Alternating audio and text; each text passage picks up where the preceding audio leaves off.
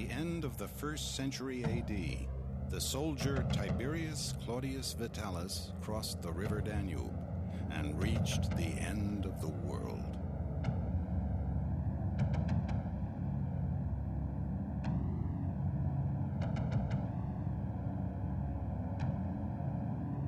Trained to obey, he went.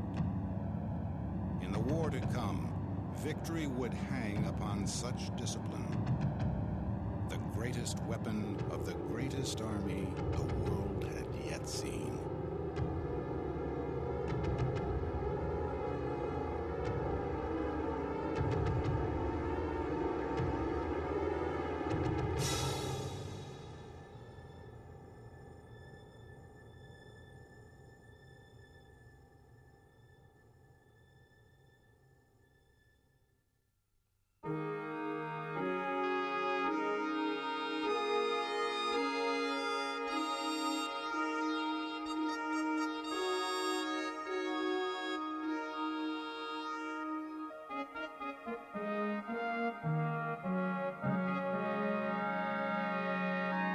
At the height of its power, Rome, the greatest nation in the world, was paying tribute to barbarians.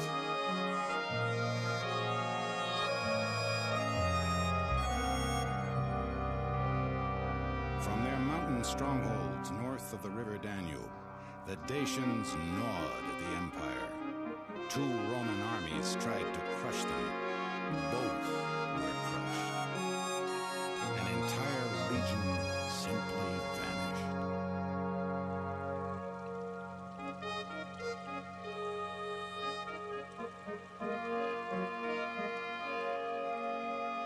Rome tried to buy peace, but the Dacians broke the bargain.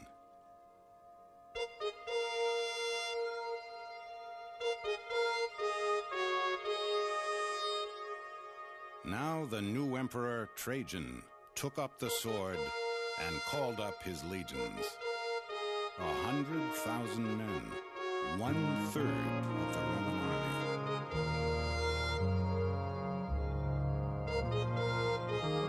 One of the legionaries who followed him to war was a 30-year-old veteran, Tiberius Claudius Vitalis.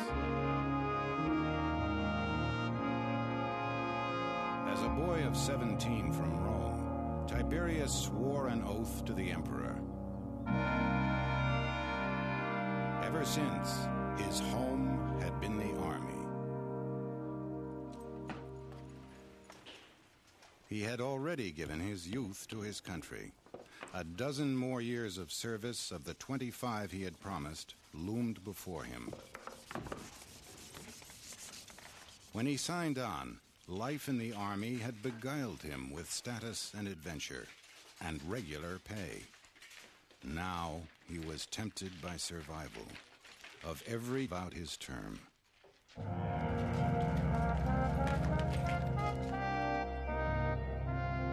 Somewhere within its empire, in trouble spots from Britannia to Judea, Rome was forever at war. In the beginning, conquests had been made by part-time soldiers.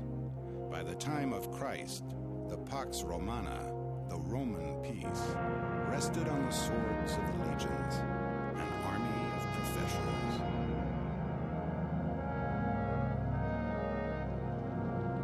From a village of mud huts on an Italian hillside, Rome itself had become the greatest city in the world.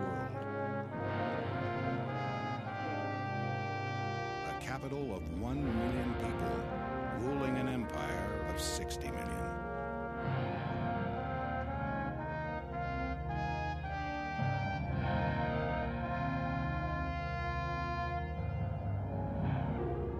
Through Roman eyes, a civilized land surrounded by barbarians who never ceased to bay and scratch at its borders.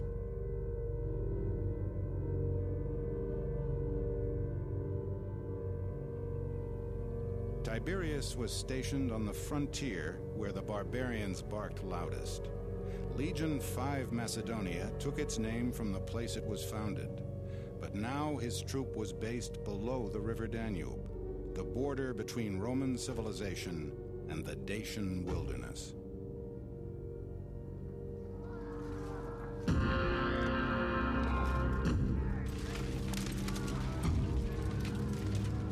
On such uprisings that men like Tiberius were trained.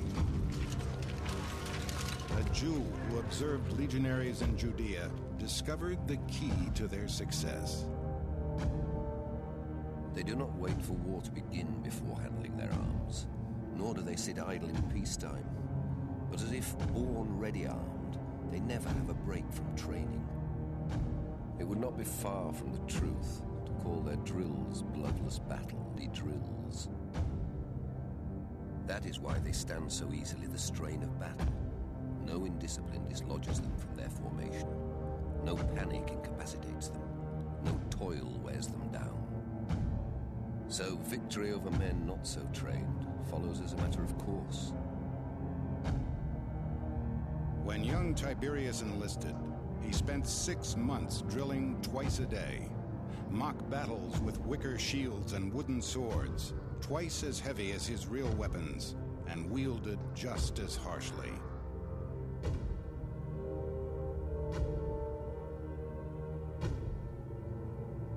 "13 years later, he still drilled daily and ran 3 miles.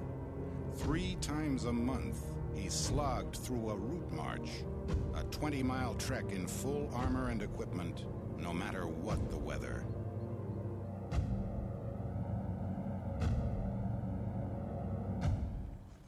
The legionary earned his nickname of Mule. When Tiberius set out to meet the Dacians, he was weighed down with weapons and armor, but also axe, pick, saw, cookpot, 3 days' rations of grain, 70 pounds in all. His legion was accompanied by all the professions a soldier might need: blacksmiths and bookkeepers, veterinarians and doctors. Directed by their engineers and architects, the legionaries began the war against the Dacians by building.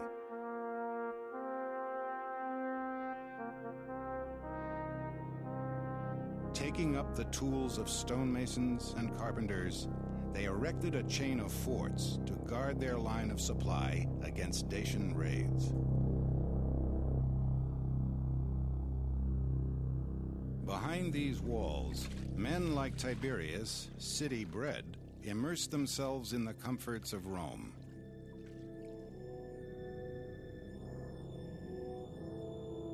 They were encouraged by their officers in martial pastimes.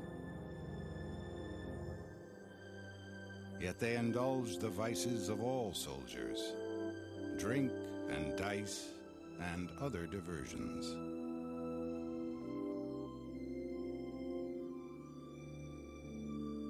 Marriage was forbidden, but in practice, legionaries found wives or mistresses among the locals.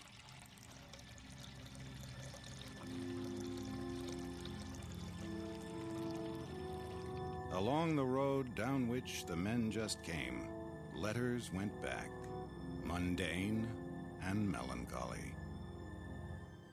Send beans, chickens, 100 apples if you can find nice ones, 100 or 200 eggs if they are for sale at a fair price, fish sauce, olives.